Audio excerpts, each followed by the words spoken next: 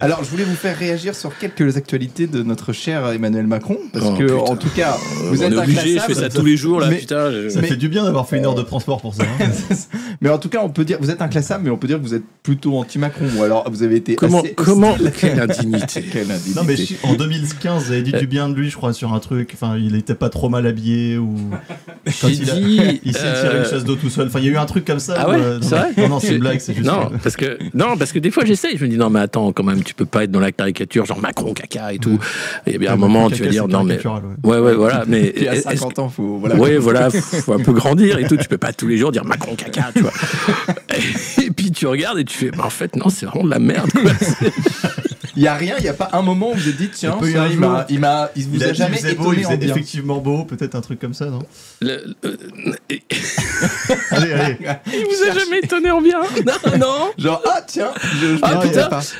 Non, parce que tout est faux. En fait, ce qui m'effraie chez ce personnage, c'est qu'il n'existe pas. En fait, c'est le vide. C'est-à-dire, tu as l'impression qu'il n'a pas d'existence intérieure, que tout est communication, tout est calcul, et que finalement, derrière, si tu lui demandes ses goûts, en termes de musique, en termes de littérature, il va te sortir des listes de trucs, mais il va les sortir parce qu'il faut les sortir, parce que c'est le bon élève, mais ça l'a pas forcément touché. Une personne différente, il sortira un truc différent. Mais il y a un côté chat GPT, tu vois, c'est dingue. Et tu te dis, mais en fait, j'ai pas besoin d'une intelligence artificielle, ou alors je veux une vraie intelligence artificielle plutôt que ce machin-là, qui se met en scène avec sa moumoute, et tu non, enfin, moumoute, non, c'est sa magnifique coiffure. Et alors Drucker a dit qu'il avait comment il a dit ça? Il a dit une mécanique intellectuelle implacable. Oui, mais tous ont dit qu'il était formidable. Mais oui, bien sûr, c'était un joueur de piano qui avait eu des prix, c'est un philosophe incroyable qui est lu d'ailleurs dans la terre entière. C'est le champion de la terre. Prix Nobel de mécanique de précision. Je crois, mais oui, non, il a tout. Le mec en plomberie, c'est un as. Et je parle pas de. Non, mais. Non, attends, dis donc. Non, alors, évidemment. C'est la fin de cette émission. Vous n'avez pas c'est comme sur les plateaux de basket, non? Ouais, voilà. Ouais, non, on fait nos. Thomas. On fait nos trucs nous-mêmes. Pardon, putain. On peut quand même dire que vous êtes anti-Macron. Alors. Anti-macroniste. Moi, voilà, lui m'effraie en tant que personnage. Sa politique, par contre, oui, je suis absolument contre. Je trouve que c'est une politique, justement, du mépris de l'autre, de la division. Un président de la République ne devrait pas faire ça. La façon dont il a traité les non-vaccinés disait tout, en fait, du moment fasciste qu'on vivait. J'étais très seul à dénoncer le pass sanitaire à l'époque. On n'était pas nombreux à dire que c'était inacceptable, et on était traité de conspi pour ça. De dire que la géopolitique macroniste est une erreur. Alors c'est marrant, le Figaro parle de politique en zigzag, pour pas dire que c'est de la merde, tu vois.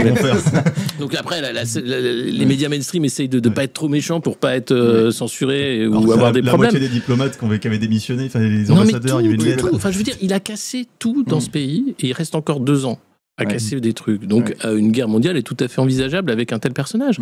Là, je vois, il y a pire que Macron, il y a Keir Starmer, Premier ministre britannique. Alors lui, c'est vraiment, j'appelle ça la mud sausage, c'est une saucisse debout.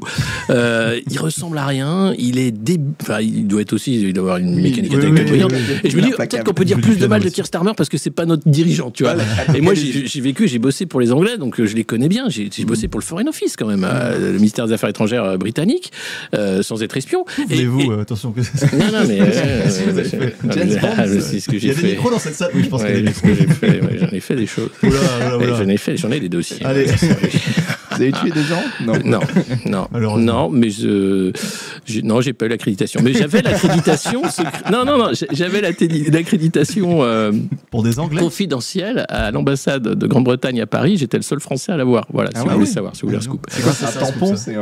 C'est le fait d'aller pouvoir lire les fax, ce qui sont les dépêches sur les réseaux sécurisés en fait, où les diplomates racontent leur déjeuner, leur dîner avec les Français par exemple.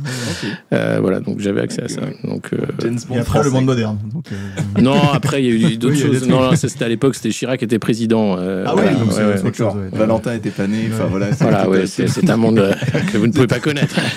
Alors, on va parler de Macron. C'était un peu OSS 117. Voilà, je me rappelle le matin, le whisky, le cigare dans mon bureau, avec vue sur la Tour Eiffel. Bien sûr, c'est un autre monde. Évidemment, l'harmonica ou Le bandoléon. Oui, l'accordéon. Alors, Macron au Groenland. Il s'est rendu au Groenland. Je sais pas si vous avez suivi, mais toutes les semaines, il voyage. Il est un peu partout. Il était en Asie, en Arabie Saoudite. Il profite. Il a 2 ans pour profiter. Donc, il s'est au Groenland, c'était pour parler des enjeux géopolitiques, climatiques aussi, de l'Arctique. Il a rencontré des responsables locaux. Il a fait une petite vidéo de promo. Je propose qu'on la regarde. Ouais, je l'ai vu. Voilà. Ouais, vous avez vu cette photo. Voilà. Et Keir Starmer fait le même genre de vidéo où il se met en scène en tant que chef de guerre, tu vois. Et c'est les mêmes 2 personnages, en fait, totalement young leader du World Economic Forum, inféodés à Washington, qui font semblant, en fait, d'être chefs d'État. Et ça me choque parce que c'est devenu, en fait, des influenceurs. C'est même plus des chefs d'État. Et c'est ça. C'est la tragédie de notre pays. C'est d'avoir ce genre de personnages qui incarnent le pouvoir et la fonction suprême. Voilà, tout est comme. Et puis il y a un côté Kim Jong-un. Enfin, c'est ce que disait au bon tweet dans ce tweet. Bah oui, il y a les enfants. T'as toujours les enfants. Il y a le côté Kim Jong-un, bravo. Bah enfin, c'est pas des enfants français. Hein, c'est parce que des fois les enfants français vont dire c'est vrai que Brigitte est un homme. Elle fait, ah non, merde. Tu vois, c'est compliqué. Oui, il ne faut pas qu'il parle français. Ah bah non, faut pas qu'il se trouve dans une cour de récré parce que là c'est compliqué.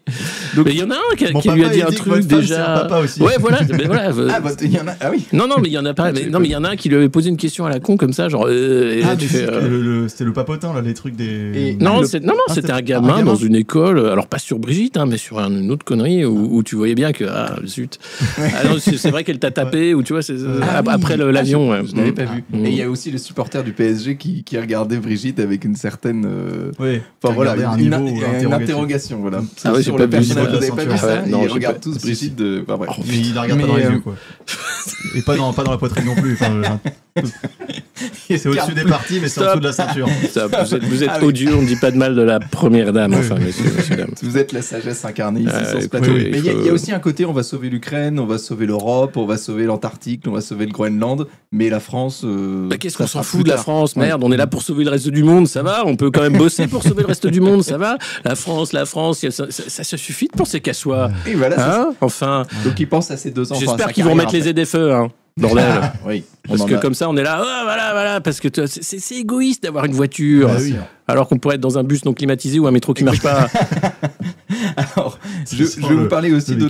Allez-y, alors, dites votre bêtise, Ah non, j'ai vécu, c'est tout, je me suis arrêté là, attends, ça va. Je voulais parler de Macron et Trump, mais aussi de Macron et Mélanie. Alors, on va regarder, c'est notre ami Trump qui a dit, Trump explique, voilà, volontairement ou pas, Emmanuel ne comprend jamais rien.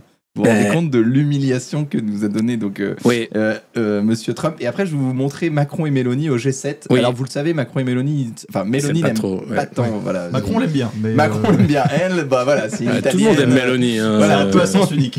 Voilà. Regardez cette vidéo, alors, qui a beaucoup tourné. Regardez la tête. Qu'est-ce qu'il lui dit? J'aime bien parce qu'il... la tête de Mélanie. Je pense que c'est une blague de merde. Alors on peut dire que voilà, alors on se dit elle est très expressive quand même Mélanie, donc on peut se dire finalement bon là c'est juste ça se trouve voilà, mais il y a un autre plan. Soit il balance une saloperie sur Trump et elle fait c'est pas vrai il a fait ça. Oui, soit, mais regardez mais après c'est une blague. Et on le voit il rigole à sa blague de merde. Voilà. Il rigole. Lui elle est atterrée, véritablement atterrée et il cherche un mais je pense que c'est une blague, tu vois, c'est comme ça que Brigitte lui a foutu ses 2 mains dans sa gueule. Tu vois, Mélanie est gentille. Voilà. Elle fait Brigitte, tu connais l'histoire du rabbin et l'imam là Je pense que ta gueule, tu vois. Chamaillerie. Je pense que le mec est très mauvais aux histoires drôles, mais qu'il essaye, tu vois. Il essaye, il drague Mélanie, vous pensez pas? Non, bah non. Non. Il y avait un article. Elon Musk était sur le coup, mais. Non, mais il y avait un épisode qui avait été sorti dans Le Monde où il racontait que Macron sortait des blagues d'Audiard ou je sais plus quoi, avec une photo, il était le torse nu sur un canapé. Bah, c'était à Marseille, c'était la campagne présidentielle, le meeting à Marseille où il avait promis des purificateurs d'air dans toutes les écoles de France s'il était réélu, en disant écoutez-moi, machin, je vous promets que. Voilà. Résultat, les gosses sont des passoires thermiques à bouffer des acariens ou du Covid, mais maintenant tout le monde s'en fout, donc bon, voilà. Et non, il était comme ça sur un canapé orange d'ailleurs. Oui. Même couleur que. C'est lié, inspiré. La position contrôlée. Moi, je pense que ça a donné des idées à Guy de Lafortelle. Hein. Et voilà. Et donc, avec le torse poil, quoi. Comme nous, finalement. Plus, non, il était vraiment BHL, quoi. Et comme ça. Ce qui est dingue, c'est qu'il y a quelqu'un de la com qui a validé cette photo. Oui, parce que. Et alors après, tu le vois, il a pas du tout les mêmes poils. Donc c'était peut-être un truc qui s'était collé pour faire. Il n'a pas les mêmes poils. Non, il y a plusieurs photos où après il est à la mer et c'est peut-être pas les mêmes poils. Donc je pense que c'était même un truc où après ils peuvent faire des blagues aussi. Moi je me dis peut-être des fois t'as autant de pouvoir, tu sais que toutes tes images sont décortiquées et tout. Des fois pour les conspis tu mets des saloperies pour rigoler, tu vois. On va mettre des poils. Non mais franchement, moi je ferais ça. On va faire un œil Illuminati avec les poils. Bah ouais, je ferais tellement de trucs, tu vois. Parenthèse, ce qu'on se disait avec Valentin, c'est que vous avez une très bonne mémoire de l'histoire de la Macronie. On s'est jamais dit ça. Si, on en a parlé. Merci. Ouais, parce que vous avez vraiment des journées de merde. Putain. Dis donc, tu sais qu'Alexis Poulain a une très bonne mémoire de la Macronie. Ah oui, Valentin, c'est incroyable. Resserre-moi un peu de thé, s'il te plaît. Mais comment vous êtes tu es dans toujours célibataire, Valentin? Non, mais franchement, quelle vie de merde. Vous êtes dans nos confs de rédac, en fait. On passe pas notre temps à... Non, mais c'est vrai, vous avez une bonne... Non, mais il y a des fois, on parle aussi de GPTV, de Rick Morillo. Enfin, on varie quand même. On parle de rugby, on a des conversations. Oui, je suis l'invité, de vous avez fait des recherches. Je vois, c'est bossé. Oui, j'ai cherché sur Internet, j'ai rien trouvé. Bravo. Super. Non, c'est bossé. Non, mais c'est vrai qu'on trouve pas de parcours professionnel. Il faut aller sur LinkedIn, Glingling. Le réseau Glingling, il y a tout, tu vois. Voilà. Tout est public. Valentin, il a je suis très con alors. Il est assez brillant pour ça, c'est du journalisme d'investigation. Si j'allais voir le compte LinkedIn de Poulain, non, il n'y a rien sur Internet. Demandons à Grok. Grok, qu'est-ce qu'il a fait dans sa vie? Le monde moderne, la marionnette, et puis voilà. Le président, quand même, l'homme du président. Vous avez vu Top Gun, Alexis Poulain? Oui, il y a des transitions un peu... Bien sûr, j'ai vu Top Gun. Vous savez de quoi je vais vous parler? Bien sûr, de François Bayrou dans le Fighter Jet. Quelle classe! François Bayrou qui est magnifique. Puissance mondiale.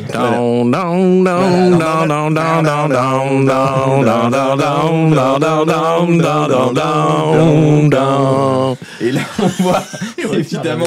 Alors, moi, je me dis, non, mais imagine, là, c'est la scène où il rentre dans le jet, d'accord? Bon, après, t'as la scène où il se bat avec les Russes. Mais la scène de Top Gun, qui avait plu à tous les gays et toutes les filles de la Terre, c'était la scène de beach volley, où ils étaient à poil, le torse huilé, à jouer au volley. Imagine cette scène avec François Bayrou et son pote Gérard Ice Larcher, qui joue au beach volley, tu vois. Et là, tu te dis, là, on a un Top Gun français, là, on tient un truc. Là, et Gérard Depardieu qui serait non cancel et qui viendrait, tu vois, et qui serait gouze, tu vois. Et là, tu fais, putain, sur quel bouton faut appuyer? C'est comme une chatte, ça. Non, mais... c'est le type Top Gun. Non, mais c'est le Top Gun français. C'est beaucoup moins classe. C'est beaucoup moins classe. Mais on condamne ses propos, évidemment. Ça va. L'avantage, c'est qu'on n'a pas vu à l'image qui les a tenus. Voilà, on aime les femmes de France, évidemment.